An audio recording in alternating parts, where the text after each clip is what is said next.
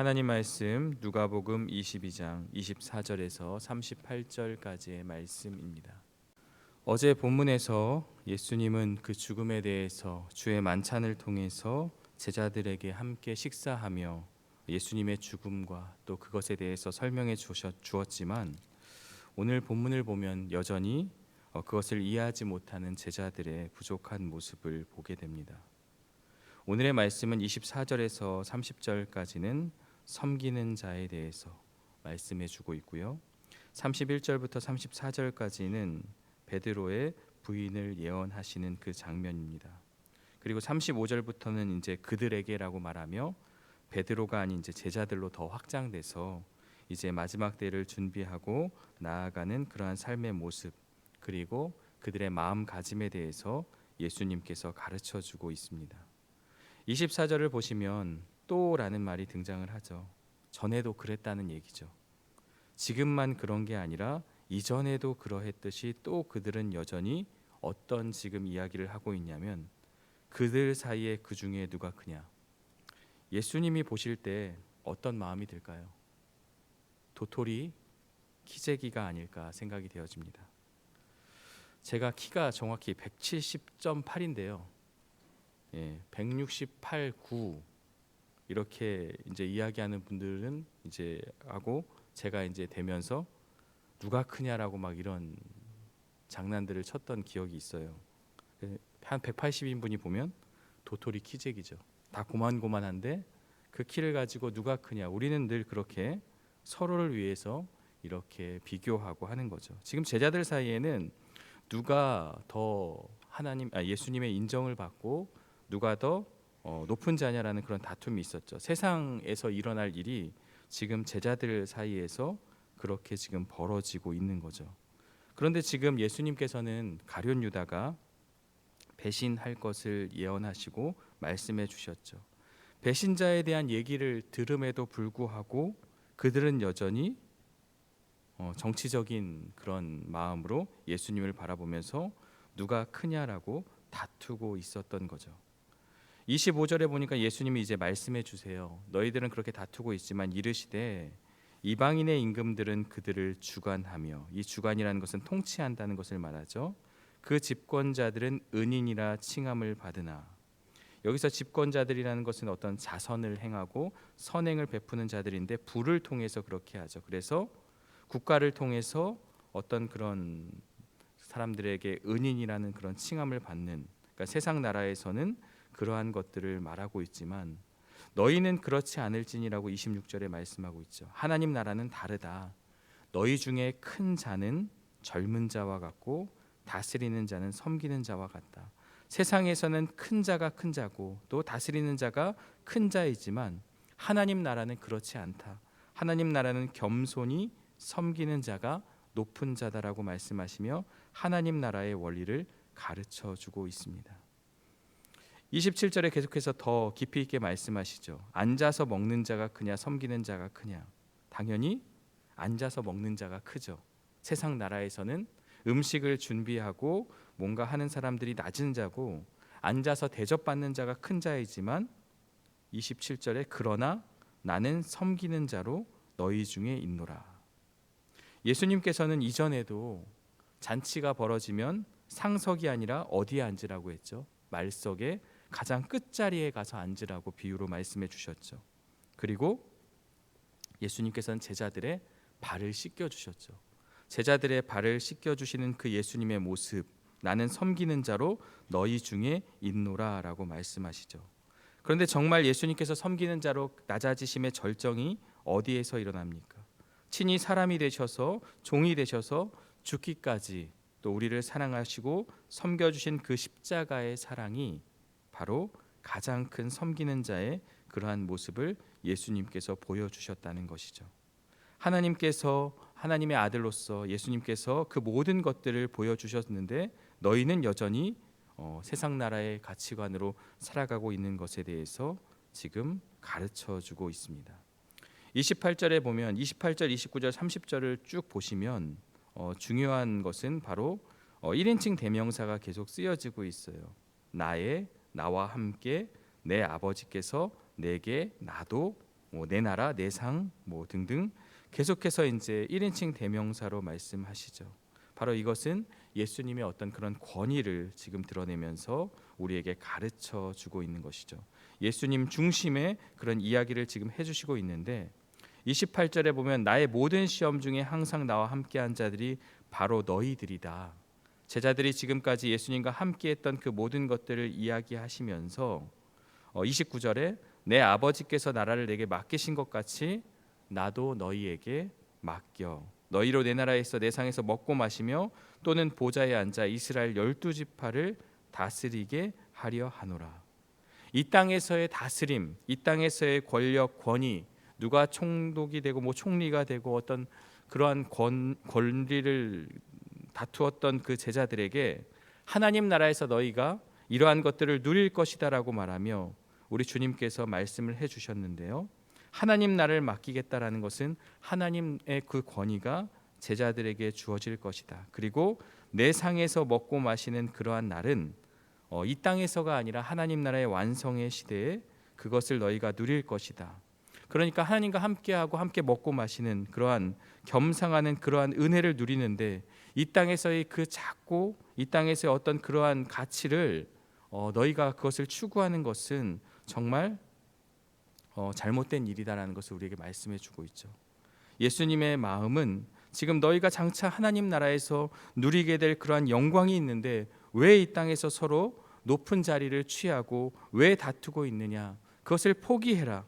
이유는 너희는 하나님 나라의 그 완성을 누리는 자가 되기 때문이다라는 것을 우리에게 말씀해 주고 있습니다. 31절부터는 이제 시몬의 이제 부인을 예고해 주시는데요. 31절에 보면 시몬아 시몬아 두 번이나 부르고 있습니다. 이것은 깊은 감정이 있는 것이죠. 보라 사탄이 너희를 밀가부르듯 하려고 밀을 채에 치면 막 밀이 튀잖아요. 그런 것처럼 사탄이 너를 괴롭히고 너를 유혹하고 너를 시험에 들도록 할 것이다. 여기 요구하였다라는 말이 있는데요. 실제로는 사탄에게 그러한 권한이 없지만 그러한 권한이 있는 것처럼 요구하는 마치 욥의 이야기처럼 보여지는 것이죠. 가룟 유다를 보라. 그가 사탄을 통해서 넘어지지 않았느냐.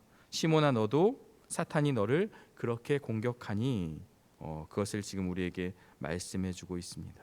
사탄이 너희를 흔들릴 것이다. 그런데 왜 시몬에게만 이야기했을까라는 것은 물론 시몬이 부인하는 것도 있지만 제자들의 대표로서 그 대표성을 가지고 우리 주님께서 가르쳐 주고 있는 것이죠. 32절에 그러나 내가 너를 위하여 내 믿음이 떨어지지 않기를 기도하였다. 예수님께서 시몬을 위해서 중보해 주심을 말씀해 주고 있습니다. 너는 돌이킨 후에 내 형제를 굳게 하라. 사실 우리는 누군가 나를 위해 기도해 주고 또 부모님의 기도 또 누군가의 기도를 굉장히 우리가 중요하게 여기고 그것을 붙잡고 나아가지만 사실 가장 근본적인 중보 기도는 우리 주님께서 나를 위해 기도해 주신다는 거죠. 우리 주님께서 믿음이 떨어지지 않기를 연약한 우리를 위해서 함께 기도하여 주신다라는 이 말씀, 단지 시몬에게만 주어진 것이 아니라 오늘 우리에게도 주어진 하나님의 말씀이죠. 그리고 시몬이 돌이킨 후에 내 형제를 굳게 하라. 예수님이 너를 위해 기도했던 것처럼 너도 돌이킨 후에, 아마도 이제 이후에 부인하는 그 장면에 대해서 말씀하시기 때문에 네가 나중에 깨닫고 난 후에 너가 실패를 경험했기 때문에 그 실패를 가지고 다른 형제를 위해서 기도하라라는 거죠. 우리가 이 땅을 살아가며 많은 실패와 아픔을 겪게 됩니다. 질병의 아픔도 있고 어떤 사업의 실패도 겪게 되고 믿음 생활 가운데서 시험에 드는 경우들도 있습니다. 그러나 그 시험이 나로 하여금 나의 믿음을 성장시키는 것으로 그치는 것이 아니라 누군가에는 그 나의 시험을 통해서 또 형제를 세워나가는 그러한 일에 우리가 마땅히 그것을 감당해야 한다는 것을 우리에게 말씀해 주고 있습니다. 그러니까 베드로가 이렇게 말하죠. 역시 베드로답습니다. 그가 말하되 주와 함께 오게도 죽는 데요도 가기를 각오하였습니다. 지금 베드로는 자신의 연약함을 인정하지 않고 있어요. 우리 주님이 보실 때 너는 정말 연약하다라고 말하며 내가 너를 위해 기도해 줄게라고 말씀해 주셨지만 베드로는 여전히 각오에 차서 주님, 나는 그러지 않습니다. 죽는 데까지 함께 하겠습니다. 감옥에라도 함께 가겠습니다. 라고 말하였지만 불과 얼마 못 가서 그는 주님과 함께 가지 않았고 심지어 주님을 모른다고 부인하게 되는 것이죠. 이것은 나 중심의 신앙생활을 말하는 거예요. 예수님 중심으로 우리가 신앙생활을 해야 함에도 나의 각오 결심, 그래 오늘 이 말씀을 듣고 나는 그것을 결단했어, 그러면서 내 힘으로 내가 모든 것을 하겠다는 그러한 결심만을 말하는 거죠. 그 결심이 잘못됐다가 아니라 그 결심도 중요하지만 그 결심 위에 하나님의 도우심을 구하는 믿음이 분명히 세워질 때 우리는 이 땅을 살아갈 수 있다는 것을 우리에게 말씀해 주고 있습니다. 자신감은 있었지만 얼마 못 가 베드로는 무너지게 되는 것이죠. 그러면서 34절에 예수님께서는 베드로의 부인을 예고하죠. 너무나도 정확하고 구체적으로 닭 울기 전에 내가 3번 나를 모른다고 부인하리라 하시니라. 닭이 울었을 때 베드로가 깨닫게 된 것이죠. 그 주님의 말씀을 깨닫고 나서 울고 그가 회개하는 그러한 모습이 이제 이후에 나오게 되지만 예수님께서는 이것을 베드로에게 말씀해 주고 있죠. 이 말씀을 통해서 자신의 한계를 인정하는 것, 그리고 하나님의 은혜를 의지하고 그것을 구하는 것이 오늘 우리에게도 필요하다라는 것. 왜냐하면 사탄이 오늘도 우리를 밀가부르듯 하려고 우리를 괴롭히려고 하고 있다. 그래서 깨어 기도하되 우리 주님께서 나와 함께 하고 있음을 의지하는 신앙을 우리에게 말씀하고 있습니다. 마지막으로 35절부터는 이제 제자들로 확장되어서 이제 예수님이 떠나신 이후에 그들의 삶에 대해서 말씀해 주고 있습니다. 35절에 보니까 그들에게 이르시되, 이제 제자들로 확장이 되었죠. 내가 너희를 전대와 배낭과 신발도 없이 보냈다. 누가복음 9장에 제자들을 그렇게 보내고요, 10장에 70인의 제자들을 그렇게 보내죠. 그리고 그럴 때 부족한 것이 있더냐라고 했더니 없었나이다라고 말해요. 그때는 너희가 여벌의 것들을 준비하고 가지 마라, 지금 당장 신발을 벗고 가라, 아무것도 가져가지 마라가 아니라 이제 너희가 가서 있을 것들을 다 여벌을 준비하라는 그런 말이 아닌 거죠. 그것을 준비하지 말고 너희가 가면 다 채워주실 것을 말씀해 주고 있죠. 그런데 36절에 보면 이제는 전대에 있는 자는 가질 것이요 배낭도 그리하고 검 없는 자는 겉옷을 팔아 살라고 전혀 다른 말씀을 지금 예수님께서 하고 있는 것이죠. 이제는 상황이 변화되었다라는 것을 말씀해 주고 있습니다. 그리고 실제로 그러한 것들을 가지라는 것이 아니라 마음가짐을 말하는 거죠. 이제는 너희가 이러한 마음가짐으로 나아가야 한다라는 것, 각오를 얘기하는 것이죠. 여기에 보면 겉옷을 팔아서 검을 사라고 하니까 이 겉옷이라는 것은 이 사람들에게 있어서 마지막 남은 최후의 그러한 자신의 남은 그러한 것을 말하고 있거든요. 그것까지 팔아서 검을 사라라고 하면서 이 검은 그럼 무엇을 이야기하는 것이냐? 영적인 전쟁을 대비하라는 것인데 또 하나님의 말씀도 될 수 있고요. 그래서 이제는 내가 너의 그 모든 것을 팔아 우리 주님을 붙잡으라라는 그러한 말씀으로 우리가 볼 수가 있겠습니다. 이제 마음가짐, 이제 상황이 변하였다. 이제 내가 십자가에 달려 죽은 이후에 너희는 시련과 환난과 고난이 있을 것이다 라고 말씀하시며 이제는 너희가 붙잡아야 할 것은 바로 하나님의 말씀이다라는 것을 가르쳐주고 있습니다. 그러면서 37절에 기록된 바 그는 불법자의 동류로 여김을 받았다 한 말, 이사야 53장의 예언의 말씀을 그대로 인용하고 있죠. 내게 이루어져야 하리니 내게 관한 일이 이루어져 가미니라.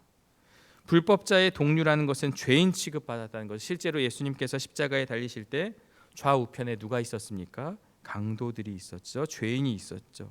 그리고 그 되어가는 그 십자가에 지는 그 과정 가운데서 죄인 취급당하며 채찍에 맞고 또 십자가를 지면서 죄인처럼 그렇게 취급을 받으셨다는 그 말씀을 하신 것이고요. 그 일이 이루어져야 하니 내게 관한 일이 이루어져 감이라. 반드시 성취된다라는 것을 우리에게 말씀하고 있습니다. 그런데 38절에 보면 뜬금없이 제자들이 검 살 필요 없습니다. 여기에 검 둘이 있습니다. 이런 말을 하죠. 여전히 제자들은 예수님의 말씀을 이해하지 못하고 있어요. 그러니까 예수님께서 그것으로 족하다라는 말이에요. 이제 너희들 준비 안 해도 돼, 이 말이 아니라 이제 그만하자, 다 됐다, 그냥 그만해라, 이런 말씀을 지금 우리에게 하고 있는 것이죠. 오늘 말씀은 여기까지인데요. 먼저 우리는 이 땅을 살아가며 어떤 원리로 살아가고 있는가, 이 땅에서도 또 교회 안에서도 어떤 직분이, 어떤 그런 지위가, 또 세상에서도 어떤 지위와 직분 가지고 다투고 싸우며 그렇게 살지 말고, 너희는 이제 하나님 나라의 12지파를 다스리는 그러한 보좌와 또 먹고 마시는 그 하나님 나라에서의 그 겸상하는 그러한 은혜를 기억하면서 이 땅에서는 오히려 겸손히 섬기는 자로 살아가라라는 것을 우리에게 말씀해 주고 있습니다.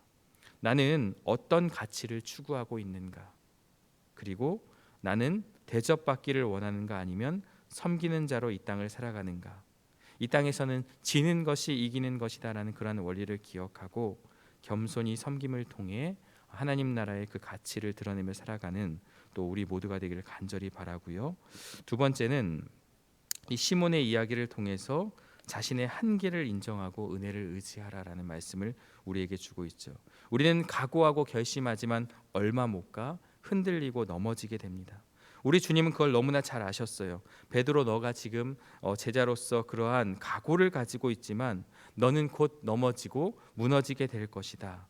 그러나 내가 너를 위해 기도하고 있으니 너의 결심이, 너의 그런 각오가 너의 믿음을 보장하는 것이 아니라 내가 너를 위해 기도하고 있기 때문에 그것을 붙잡고 하나님을 의지함을 통해 시험을 이겨나가라라는 것을 우리에게 말씀해 주고 있습니다.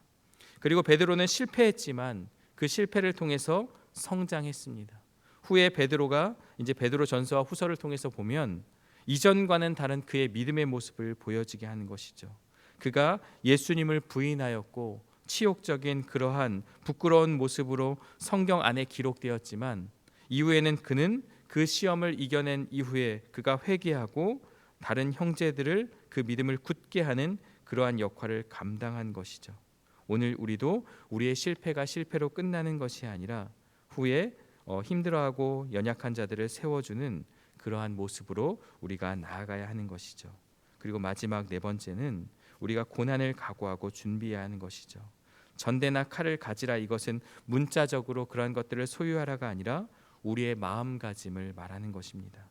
이 땅을 살아가면서 우리도 고난을 각오하고 준비하는 것, 그리고 우리의 하나님의 말씀을 의지하면서 붙잡고 그 약속을 가지고 서 있는 믿음의 모습, 오늘 이것을 우리에게 가르쳐주고 있습니다. 이러한 모습을 기억하고 오늘 하루도 이 말씀 붙잡고 나아가는 저와 여러분들 되시기를 주님의 이름으로 축원합니다. 함께 기도하겠습니다. 사랑과 은혜의 하나님, 오늘 주시는 말씀을 통해 우리는 부족하고 연약하고 여전히 세상 나라의 가치로 세상의 것들을 추구하며 살아가는 우리들의 모습을 마주하게 됩니다. 섬기는 자가 가장 큰 자임을 기억하고 하나님 나라에서 우리가 누릴 것을 바라보며 이 땅의 것들을 또한 내려놓고 주님의 나라를 붙잡고 나아가는 우리 모두가 되게 하여 주옵소서. 우리는 여전히 부족하고 연약합니다. 시몬처럼 우리도 무너질 수 있고 넘어질 수 있습니다. 그러나 우리 주님이 나를 위해 기도하고 있음을 기억하고 이 땅 가운데 환난과 고통 가운데서 나의 각오와 결심보다 하나님을 믿고 의지하는 믿음의 결단이 있게 하여 주옵소서. 예수님의 이름으로 기도합니다. 아멘.